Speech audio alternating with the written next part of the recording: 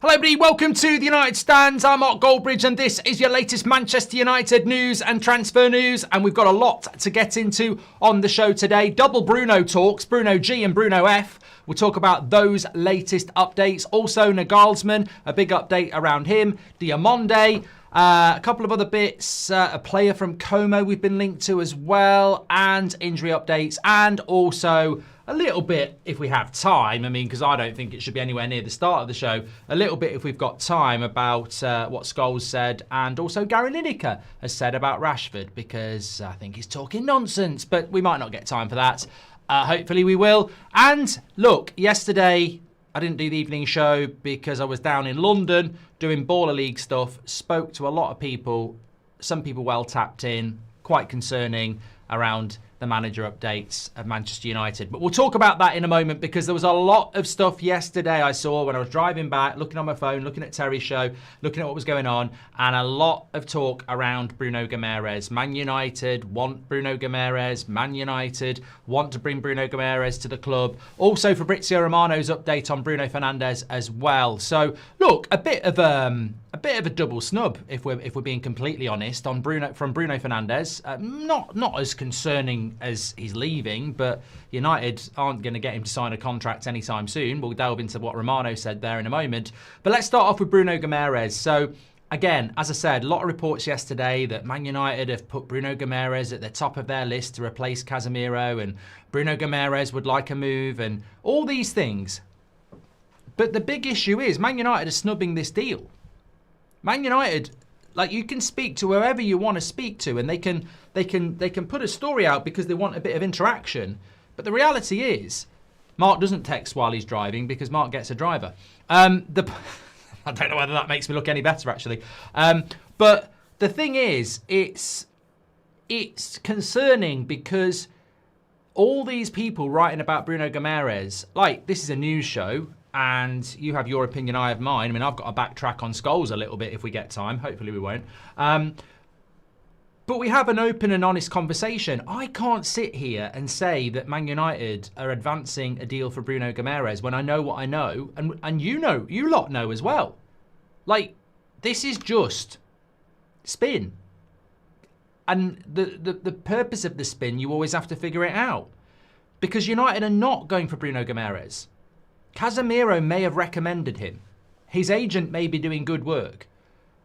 I would say the five we're going to do it. The 5 strands of transfers have to come out today on this show. Because with any transfer story, it's true, it's not true. It's from the agent trying to, generate interest. It's from the club trying to generate interest, the selling club. Or it's from the player trying to get a new contract where they are. And I think with Bruno Guimaraes, it's one of the last 3. It'll be his agent trying to generate interest for a move because he's had enough at Newcastle. It'll be Newcastle trying to stir up from interest because that's the player they'd like to sell. And I'll tell you why in a minute. Or it's the agent and the player trying to stir up interest so that Newcastle put a new offer on the table because he's quite happy to stay. But it won't be Man United. It's not Man United. Do you want to know why it's not Manchester United? I like Bruno Guimaraes. I said to you the other day, for me, he would be on the list to go and get as a midfielder for Manchester United because I think he's Premier League proven. He's had hardly any injuries. He gets goals. He's got passion. He's a technically good player and he would massively improve our midfield. We'd go from probably a 6 out of 10 midfield to a 7 or 8 out of 10 midfield straight away, just putting him in it. And you could argue that we're not actually a 6 out of 10 midfield. We might even be a 5. But the reason we're not in for him, and Man United will tell you this. Man United will tell you this if they're honest, and Fabrizio will tell you this, and everybody will tell. Ben Jacobs is on the show tomorrow. We can ask Ben Jacobs. In fact, we will do that. Man United are not buying players over 26 years of age. They're not doing it. It was in an interview with Sir Jim Radcliffe. Like, they're not doing those sorts of signings anymore. They're not signing people over 26. And Bruno Guimaraes is 29 in November. So basically, he'll be 29 the season we sign him. He'll want decent money, and Newcastle will want decent money. And United just don't do those deals anymore. And some of you might go, I agree with that. I agree with that. I disagree with it. But we don't do those sort of deals anymore. And until we break that boundary, and who knows, maybe this summer we will. But at the moment, it's a strong no on anybody over 26. I mean, yeah, I think you can be 26, but 27 and over, you're not coming to Manchester United. They're not going to do it. And the reason Newcastle might want to sell Bruno Guimaraes this summer over Anthony Gordon and Tonali is because he is 29. Newcastle might be pushing this themselves. He's 29 this summer, this year. So for Newcastle, it's the last chance to cash in on a player that's going to depreciate in value year on year on year. So Newcastle might be pushing this out there themselves. And I don't know whether Newcastle are pushing it out there, but if I'm Eddie Howe or the CEO or the director of football of Newcastle, and I know I've got to sell somebody because we're not going to be in Europe and FFP's knocking on the door, I don't want to sell Tonali, I don't want to sell Lewis Hall, I don't want to sell Anthony Gordon because they're all good players for the future. If I've got to sell somebody and I need to bring in £60 million, I will sell Bruno Guimaraes because he's 29 next year and it's the last chance and he's not going to be here as long as Anthony Gordon and Lewis Hall and Tonali. So it could be that as well. But I think there's a lot of people and you do need to, well, I think you need to remember who we're dealing with. I mean, when I talk about the manager thing in a few minutes' time, you're going to have a wake-up call about who we're dealing with. We're Manchester United. And that's not the Man United we want to be. But we have set parameters in place, whether we agree with them or not. We are trying to follow the Chelsea model, which is probably why we'll give Carrick the job when you look at Rosigne and an inexperienced young coach. I think there's a big hint there. We're trying to buy lots of players under the age of 25. And we're not buying players over 26, 27, which is pretty much what Chelsea won't do. Chelsea don't buy players over 25. They don't. And Man United seem to think this is a good idea as well. So everybody getting excited about Bruno Guimaraes, I would really just ignore it and say that ain't happening until it happens. And what that means is, if it happens, we have massively changed course, and I would cheer about that. But it's not like Diamonde or Elliot Anderson where it actually falls into the parameters of what Man United are doing. It doesn't mean we'll get them, but we could probably get a bit excited about them because United will try and get them. Bruno Guimaraes, I think, is a dead story because it's outside of what we're trying to do. We don't do those sort of deals anymore. We don't go over that age group anymore. So people trying to push that, I get it, Man United, Bruno Guimaraes, decent midfielder. But, I think there has to be, not honesty, because we don't know everything, but there has to be a realistic conversation about it. And yes, I would sign Bruno Guimaraes, but no, United aren't going to sign Bruno Guimaraes as we stand here today. It will not be a deal that United are looking at. Somebody said, is it an app? Do you think there's any way it could happen? Zoe says Bruno Guimaraes is good. Man United will sign it. It's a him. It's not an it. But I think that for Man United to sign Bruno Guimaraes, I would imagine something like this would need to happen. Tonali goes somewhere else. Anderson goes somewhere else. Wharton goes somewhere else. They pull out of Baleba because Baleba will come. He's begging it. Stiller goes somewhere else. And you end up with a situation like last summer where you miss out on your 5 top targets and you sign Sesko. But even Sesko fits the parameters. Watkins didn't. So I don't know. I think Bruno Guimaraes we would go for if we were down the list. But also, who else is going to go for him? I don't know. Laura says the club's ridiculous. It's so ridiculous. Okay, so that's the latest on Bruno G.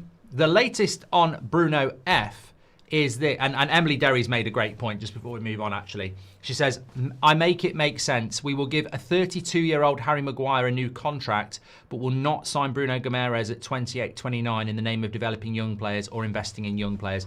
Emily, give yourself a gold star.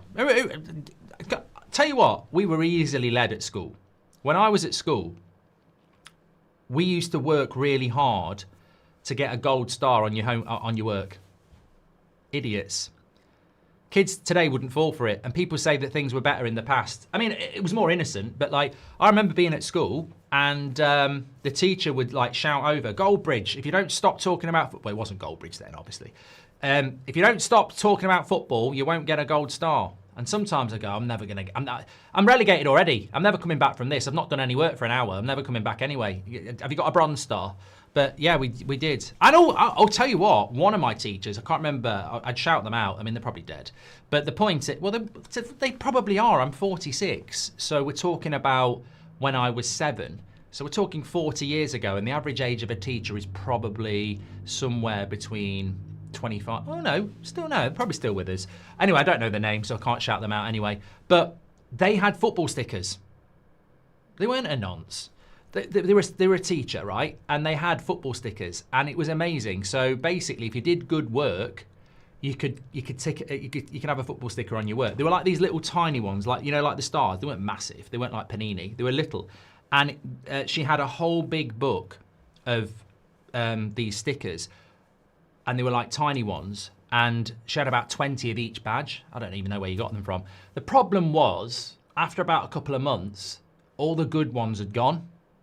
So Man United, I mean, I think Liverpool was there, but I'd rather wipe my arse. I do like Wycombe, and I don't know what I'm talking about. But you'd end up going really like QPR or Preston to avoid having Arsenal or Liverpool or someone like that. It was good times. Anyway, I've completely diverted there. Sorry, I'm going to blame Emily for that. But no, Emily is absolutely spot on. Give yourself a gold star, because there is a hypocrisy to what Man United are doing. And I'm glad that Emily has exposed it, because this is how shallow Manchester United's ownership is, and this is how intelligent people like Emily expose it. Because on the one hand, they have parameters about not signing players over 26 because it's about a young, vibrant development squad. It's about money. It's about money, because Harry Maguire is he's 30. I think Harry Maguire is 33, not 32. And we're going to give him a contract for potentially 2 years. So we're giving a 33-year-old injury-prone centre-back, and he is injury-prone now, he gets a lot more injuries, an injury-prone 33-year-old centre-back who can't actually play in a back four, we're giving him a 2-year contract rather than buying a younger one. And that's what Emily's saying. We won't buy Bruno Guimaraes, who's one of the best midfielders in Europe. In Europe, certainly in the Premier League, who's 28/29 for £60 million, who can play in our midfield for the next 3 years and be our best midfielder. We won't do that because he's over 26. But we will give Harry a 2-year contract at 33 because it's cheaper than buying a younger one who's under 26. And that's the hypocrisy of United. It works when it works. It doesn't work. It basically is, we don't want to spend £60 million on a 28-year-old because we can't resell him. But if we spend £60 million on a 22-year-old, we can resell him, and there's more value in him on the Excel spreadsheet. Because if you've got a £60 million player at 23 and he stays at the club for 3 years and you sell him, you make profit. If he stays at the club for 10 years, it's still profit. It's still an asset on the books. But with Harry Maguire, we can keep somebody who's already here. Costs us very little money, whereas if we bring a 22-year-old in, it probably costs us £50 million. So it's always about money. It's not about developing players or anything like that. The parameters are about sell-on value and replacement value, etc. Like Luke Shaw. Luke Shaw's actually 30. He's 31. People forget. I think people think Luke Shaw, because he looks a bit like Peter Pan, is like 27. He's 30. Luke Shaw. He's been 30 all season. He's 31 in the summer. This is our left back next year. I mean, in 13 years at the club, he's played about half of them, and he's our left back next year because it's cheap to keep him. It's not because he's a good lad or popular. It's because it's cheap to keep them. That's what Man United do. What is the profile the club is looking for? An 8, a 6. I thought we need a physical 6 to complement Mainu, an 8, and Bruno a 10 to fix midfield, says United 7-7-7-7. You're asking the wrong person, really, and I don't know whether the right person's in the chat to answer what midfield we're looking for. I know what I'd be looking for. In fact, I'm going to do a video on it, but I don't know what they're looking for. Because Coolio says Luke Shaw's only 30. I actually thought he was about 28, to be honest. But I don't know what the profile of... I mean, Tonali fits the profile perfectly because he can sit and run the midfield. Baleba, Anderson, Wharton, they're not really sitters. They're more pivot too, My dream signing would be Valverde for about 80 million. Passionate, covers every inch on the grass and would massively improve that squad to learner and driver, says Lucho. Well, look, when I was speaking to our source on Saturday, and obviously we gave you most of the information on Sunday morning, I didn't say this, but it just prompted something in my head. United probably could face a difficult summer transfer this window, because there is an acknowledgement that last year you had Cunha and Mbeumo who were desperate to come to Manchester United. I mean, Cunha himself has said that, you know, Amorim played a big part in it, and also he loves Man United. Mbeumo, Man United, loves Man United. So, and they're not on massive wages. So Cunha and Mbeumo, brilliant signings, but were really, you know, wanted to come to the club. Obviously, Le Mans is a young goalkeeper that no one else was looking at, really. It was a big step up, so he wanted to come. And by the time for Sesko, it was Newcastle or Man United, and he wanted to leave. So the deals we did last summer sort of, and also Sesko wasn't first choice, was he? So, you know, by that time, he was really happy to come to United. So the person I was speaking to on Saturday said United need to find those opportunities again, because the summer transfer window was good, but when you analyse it, all those players were desperate to come to Manchester United. Now, who's desperate to come to Manchester United this summer? When you look at it, there will be people. Baleba, 100%, is desperate to come to Man United, probably for the wrong reasons, but he is desperate. But beyond that, who's desperate to come to Manchester United in that market? Because United aren't very good at getting players that aren't desperate to come here. The only one that they've really done was probably Lenny Yoro, who had Real Madrid, but Real Madrid wouldn't sign him. So was he desperate, or was it the only option on the table?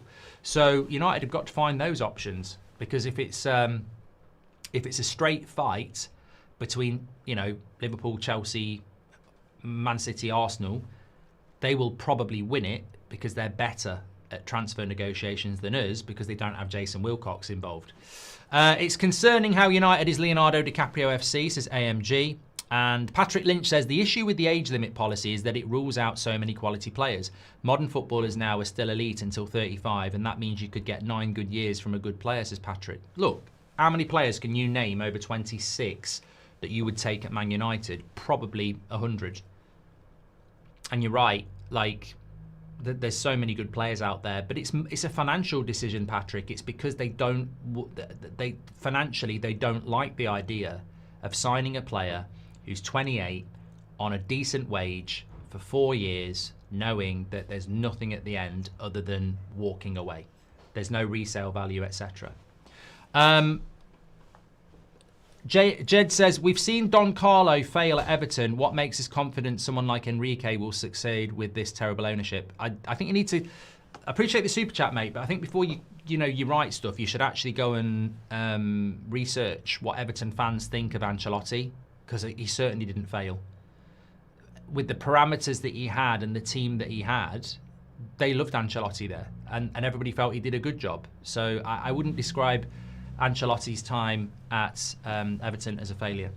But I don't think Ancelotti's going to come anyway. We'll talk about the manager in a moment, because I just want to talk about this Bruno Fernandes update.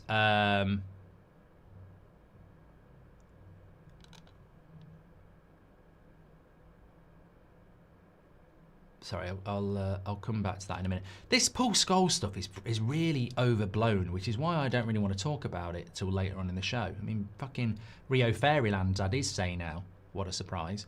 Anyway, if Manchester United qualify for the Champions League football and present Bruno with a very interesting and ambitious project, there are good chances for him to continue and stay at the club.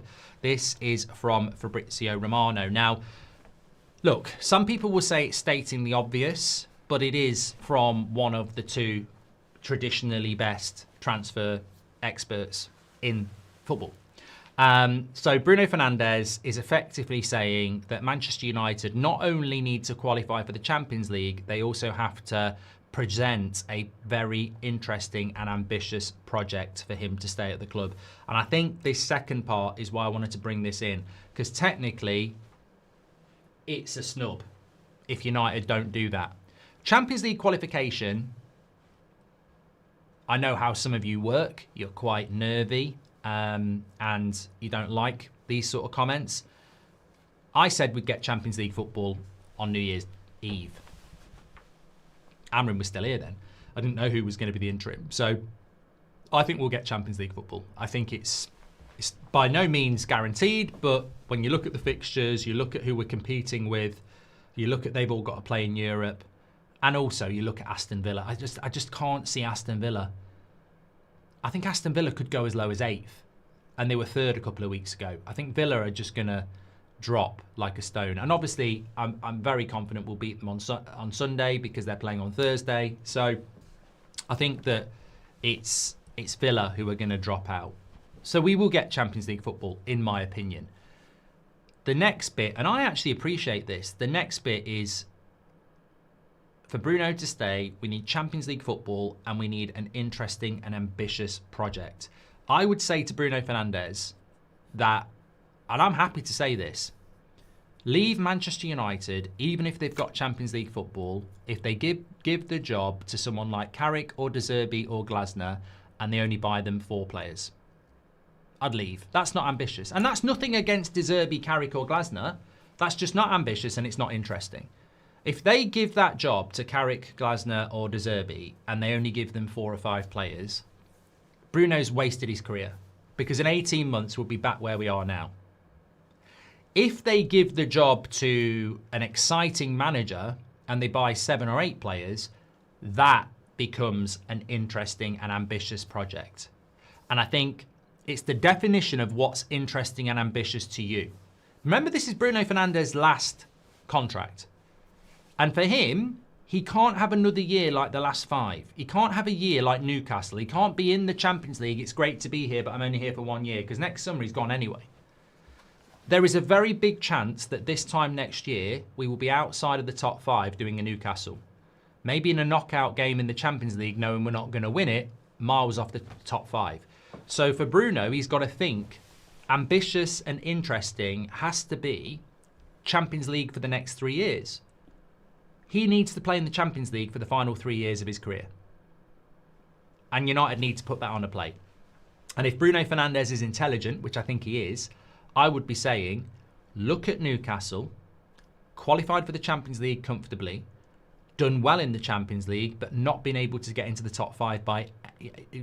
comfortably not in the top 5. Look at their squad, look at our squad. Theirs is actually better, and they've got a better manager, and they've got more stability. Sell me your project this summer that defeats Newcastle with a good manager and a better squad so that we can be in the Champions League for the next 3 years, and I'll sign that paper. So I think this is a good thing for us. I think it's a very good thing. And I think Bruno shouldn't sign a contract until after the World Cup. As much as I'd be there is a flip side to the coin. But if I was Bruno Fernandes, I'd be like, I love it here. It's great that we're in the Champions League and I want to stay. But I can't afford, with my last contract, to waste another 3 years on another fuck up from you at the top. So you better give me the best manager and you better bring in the right volume of players for me to think that this is going somewhere. Because if you take another punt on a manager and you buy a load of players that need to nurture and develop, look, and I can tell you that projects that I'm not signing. If I'm Bruno Fernandes and they give the job to Carrick or De Zerbi or Glasner, and then they buy Baleba, João Gomez, Diamonde, and a centre-back, I'm gone. See you later. I'm out. I'm out. I'm finished. The manager's a punt. Baleba and João Gomez aren't good enough. Diamonde is a young player, and you haven't even bought a left-back. So I'm gone. And I would be gone. On the flip side, if you give me Nagelsmann or Enrique or Ancelotti, and you sign Anderson and Stiller, and you buy Lewis Hall and Diamonde, and you buy a couple of other players, I'm signing the contract. And that's the difference between exciting, ambitious, and a punt. It's really easy, isn't it? And you will have your own, what you think it, but hopefully Bruno's is going to be like mine, because United then need to deliver that to keep Bruno, which is essential. So I'm quite comfortable with this. Obviously, if I was the owner of Man United, I'd be like, Bruno, there's 400 grand a week. Will you sign the contract now? You try and get him on the money angle. You don't want to wait till July to do it. But I think from a fan perspective, if Bruno's on the wavelength he should be on, and he should be saying, look, you can do what you want as a club. Player power shouldn't exist. but I can do what I want as a player. If you want me to stay, I need top-class manager, top-class signings, because I'm running out of time on my career and I'm not taking another punt or a project. So it could be quite good for us. Amit says, Bruno Fernandes sets the benchmark for United to act and deliver. I think Bruno Fernandes could be pivotal. His decision could be pivotal in the future of this football club. And he could drive that. I mean, he could literally say, I'm only staying if you get a top-class manager and 5 top-class players. And if you don't, I want to leave. And I think I'd respect him for that. I don't want him to go. I think we'll be in a right shithole if we go. But Bruno's got to set that parameter, really, hasn't he? What is the profile the club is looking for? I've done that from United 77. And so basically it's goodbye Bruno because this ownership is never doing that. Let's be real, says not prepared. Well, look, yesterday I was down in London at the Baller League draft day. There was a lot of people there and there was a lot of conversations, and a lot of those conversations were about Manchester United. And I was literally reading this when I was talking to some people. So it was from the Manchester Evening News, actually, and it was basically saying that Nagelsmann would be more difficult to get this summer because he's contracted to the national team until 2028 and will manage at the World Cup in the United States this summer. United need clarity on their managerial situation before the World Cup, but they cannot wait. A potential appointment of Nagelsmann would have to be announced before the World Cup, but there would be a managerial void at Carrington while he coached Germany at the tournament. That point alone makes Nagelsmann highly unlikely, although he does have strong links with United Director of Recruitment, Christopher Val. This is bullshit. Absolute bullshit. Like, this is the parameters changing around the manager again. When they sacked Amorim, everybody was on the table. Pochettino, Tuchel, Ancelotti, Nagelsmann, Roberto Martinez, all managing in the World Cup, all on the table. Enrique was on the table. Simeone was on the table. Emery was on the table. Have you noticed, just like Elliot Anderson, that's put out there to make you sort of feel good about sacking your manager halfway through the season? It's a classic United tactic. We didn't buy a midfielder in the summer. September the 1st, Elliot Anderson's our priority. We didn't buy a midfielder in January. Elliot Anderson's our priority. Both windows closed. Get closer to a real window in the summer. Elliot Anderson's difficult. You know, he's probably going to Man City. He's probably too expensive. Classic United tactic. Spin you when you're angry and then tell the truth when there's nothing you can do about it. Manager's the same. Sack Amorim, everybody's on the table. It's like, you know, we've got so much choice we don't want to do. There's about 16 top-class managers we could go for. Where are we today? Basically closing the door on World Cup managers and closing the door on managers that we'd have to pay for. We're probably down to, and this was being discussed yesterday with a few people who are in the know, Man United are probably down to already Carrick, De Zerbi, Glasner, Iriola, Marco Silva, basically people who are free. Now, that's not best in class. That's like a line of shops for dinner. Harrods, Waitrose, Sainsbury's, Iceland, Greggs. We're only going to Iceland or Greggs, or the £1 baguette shop. Well, they might do good food. I'm not having a go at them. But that's not best in class because we're ignoring the expensive options. That's basically what United are doing with the manager situation. We're closing doors all the time. And going back to what we were talking about with Bruno there, Bruno should leave. Because if I was Bruno Fernandes, I'd look at it and go, they're literally shutting doors on all these good managers. Bullshit. And look, we can't... I don't agree that because a manager is managing in the World Cup, we can't wait till after the World Cup. I don't agree. It's bullshit. It's bullshit for idiots. Because what they're trying to say is, if a manager's managing in the World Cup, they won't be able to train the players in June. Oh, what, in June when they're on holiday anyway? Well, if the manager's at the World Cup and they do well, he won't be able to train the players in early July. What, when most of the players in the World Cup are on holiday as well? So what you're basically saying is, we're not going for a manager in the World Cup for no reason. Because if you had gone for Tuchel, and even if England win the World Cup, which is the middle of July, Tuchel doesn't have to have a holiday straight away. He can come straight in. And that would be the back end of July. The Premier League season starts on August the 20th. You'd have a whole month of pre-season. And also, Bruno Fernandes, I'm trying to think of a Man United England player. I don't know. Well, let's say Harry Maguire goes to the World Cup. Harry Maguire, Bruno Fernandes, Cunha, all these players, they won't actually start training until August. Most players will not start their pre-season till August. Because if you go to the World Cup, you have to then have 2 or 3 weeks off. Because if you look at Bruno Fernandes, he's been playing football non-stop since August. Well, not at Man United. You do get holidays now. So these players need to have a break. So this nonsense that United are trying to leak out there to journalists, well, we can't go for a manager from the World Cup. I've seen some of our fans online going, yeah, I agree. We shouldn't go for a manager that's in the World Cup because we won't get a pre-season. And you sort of like go, oh my God, these people are so thick. There is no pre-season while the World Cup's going on. All your good players are at the World Cup. And if you've got 70% of your players at the World Cup and 30% back for pre-season, it doesn't matter. Because you can't work on anything anyway without your proper team. So going for a World Cup manager doesn't actually matter. It doesn't matter at all. And actually, the way football works, when Louis van Gaal was taking the Man United job after the World Cup, was it? We were talking to him about transfers and stuff way before he came in. So it doesn't make any difference. Sully says, don't forget Southgate. Well, if we give Southgate the job, it's over. Has other Big Six clubs bought over 26 recently, says Aaron. Arsenal definitely have. I don't know that Man City have. But you know what, mate? I think even if they hadn't, why wouldn't we, Aaron?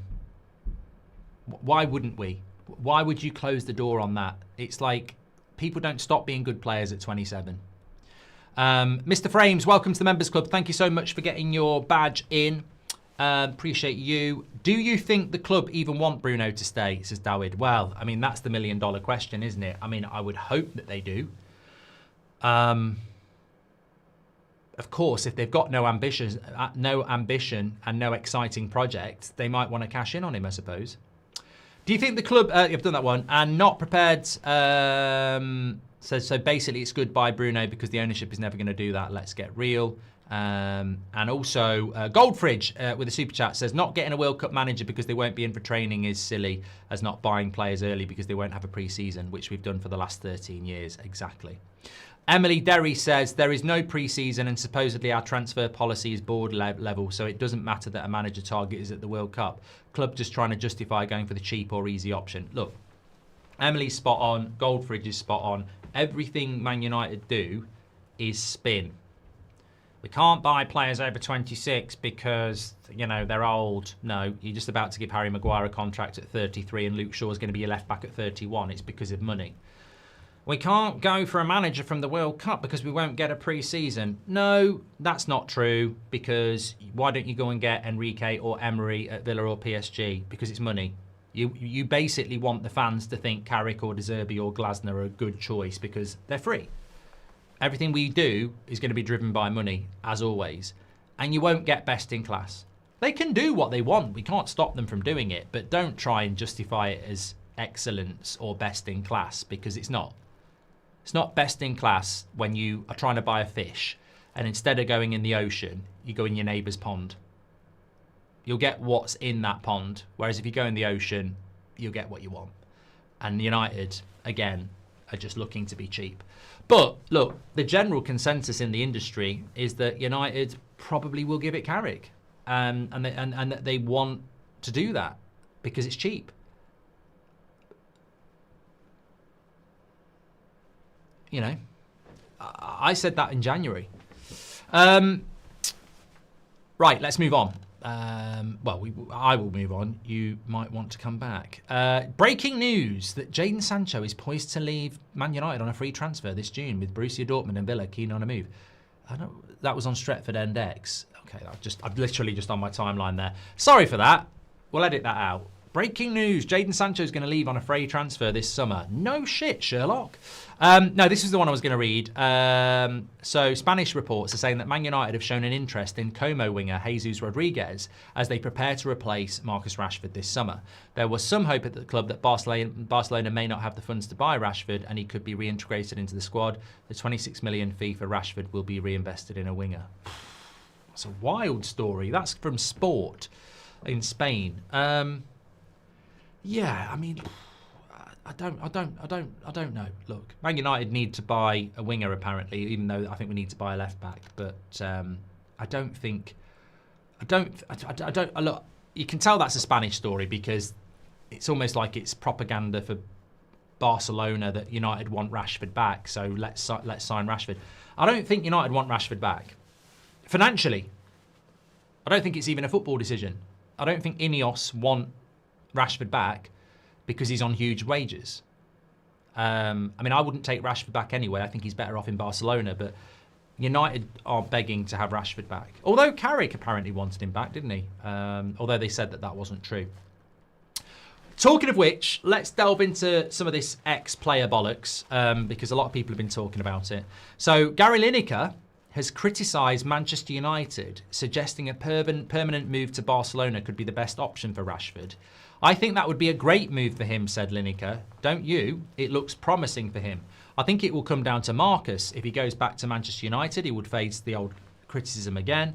Oh, he's focusing too much on helping kids have food on their table, like it's a bad thing. They did this bizarre thing about why he was wearing some kind of flashy necklace. They don't do that nonsense here in Spain, so he just gets on with his football. It was a fresh start, and I would imagine he's really loving it and not getting all the off-field nonsense he got in this country. They leave you to live your life. It doesn't compare to how our media is here.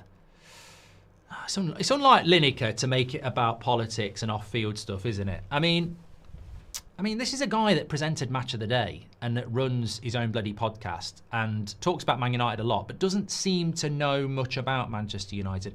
Having said that, I think he had an interview with Rashford. And one thing, as a fan of Rashford, I would always say this.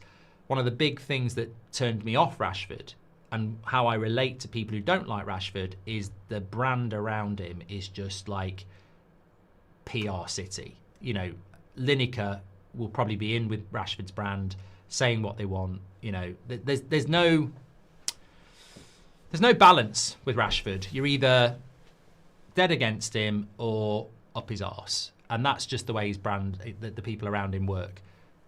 Lineker's obviously had the interview and is in with them. I've heard other people who are in with them, and like, that's not proper reporting. They're probably good people, but that's not proper reporting. So to say that Rashford was forced out of England because people were criticising him for feeding kids, I mean, that was years ago. And I don't think people criticised him for it. The reason Manchester United fans wanted Rashford to go was because he was walking around on the pitch and not performing, Gary. And you left that bit out. So Man United fans aren't get out of this country because you're feeding kids. Man United fans aren't get out of this country because of the way you're dressing. It was bad performances, Gary, that Man United fans were getting fed up with. So, you know, I feel like it's a bit of a dig against United fans, which is unfair. And also, there's a lot of United fans out there that really like Rashford. Personally, the first few years of Rashford I really liked. He was one of my favourite players with Martial. What he became in the last few years. And Gary's also admitted the Belfast drinking incident, hasn't he, as well? I mean, that's, you know, he's happy to talk about feeding kids and jewellery, but he won't talk about going out on the piss in a different country the night before training. Interesting, that one from Gary, isn't it? But look, where I do agree with him is that there can't be a return to Manchester United because the criticism will come back. Because I don't think he actually, when you watch him at Barcelona, and I'm looking forward to watching Barcelona against Newcastle, I don't think that Rashford's much different from what he was in the Premier League. I think in the Premier League, some defenders had sort of figured him out a little bit, and he needed a fresh challenge. And my personal take is that Rashford's doing well in Barcelona because it's a different country, in a different culture, for a fantastic team that beats teams most weeks because it's one of the best teams in the league.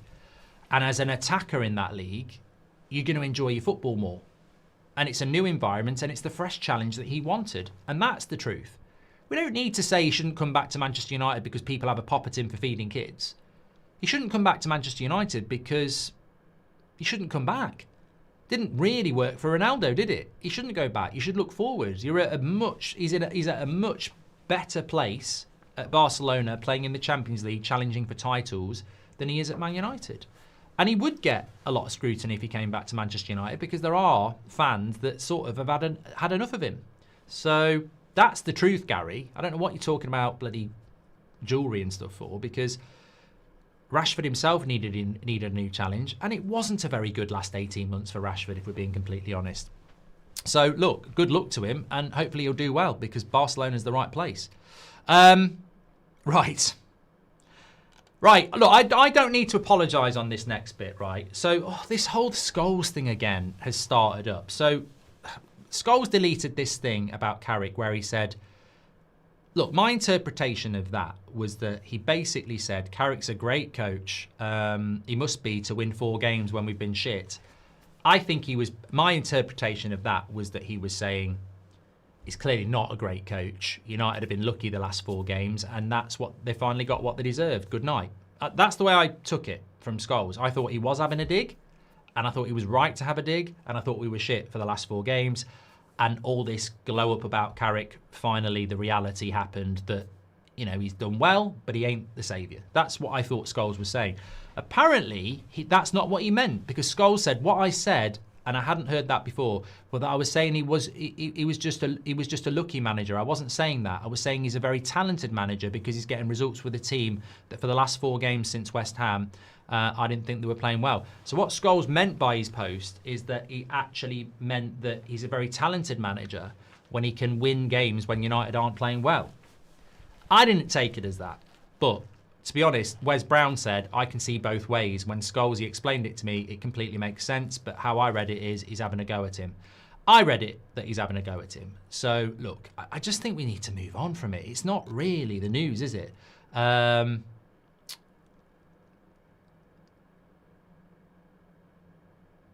Ferdinand also said something as well. He said, I think it was just interpreted differently to the way Paul Scholes meant it to come across.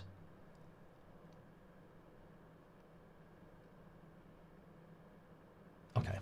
Well, look, a lot of people still talking about it. Look, my stance is, if you're an ex-player and you want to say United have been shit and you don't really want this manager, you can say it. You'll get a bit of criticism for it, but you can say it. I interpreted it that that's what he was saying. Apparently he meant that Carrick's really good because we're playing shit and he's winning games. Look, some people do say that. To win games when you're playing shit isn't bad, but we didn't beat Newcastle. We lost. So we were shit against Newcastle. The coaching was shit. The intensity was shit. The tactics were shit. And we lost. So we didn't win against Newcastle either. So look, this is the United stand. We've been doing it for a long time. A lot of you have been here for a while. Some of you might be new. We're not here to necessarily agree. We're here to debate and converse and have discussion.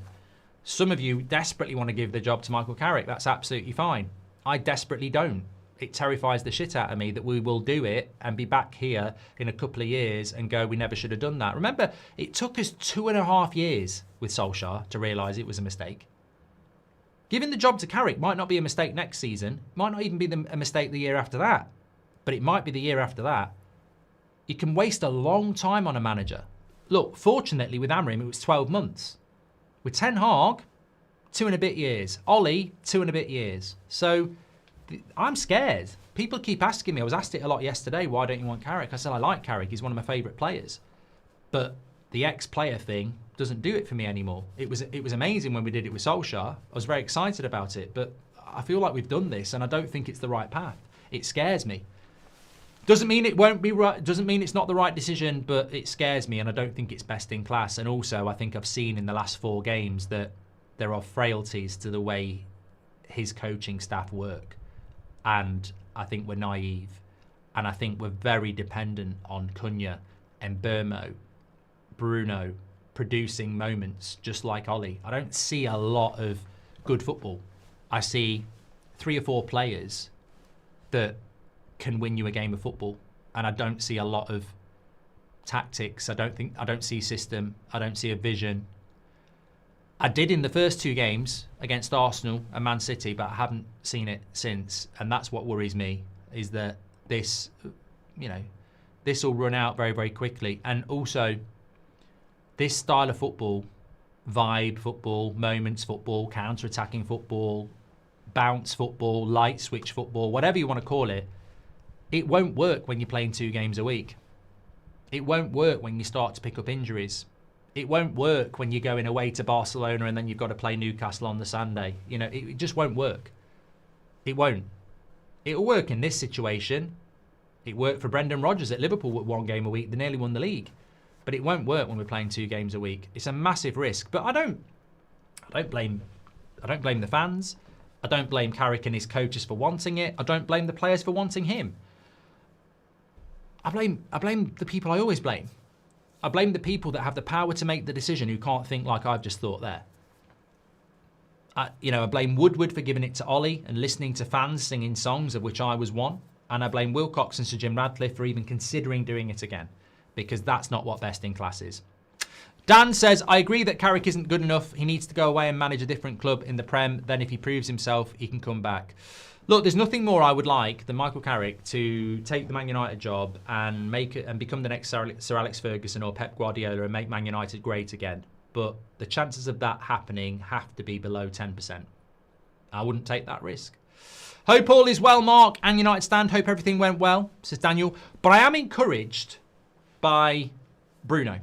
I think the key to our summer is Bruno basically saying, I'm only staying if you give me an interesting and ambitious project. And when they say what's interesting and ambitious, he says best-in-class manager and 4 or 5 top-class signings. Then I'll sign.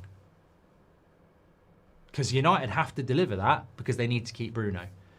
And if they don't deliver that, that'll be a double negative because we won't get what we need and Bruno will leave. And I think Bruno's the key. I hope Bruno doesn't just say, I'll stay for another Ollie project, because then it will be a waste of his time.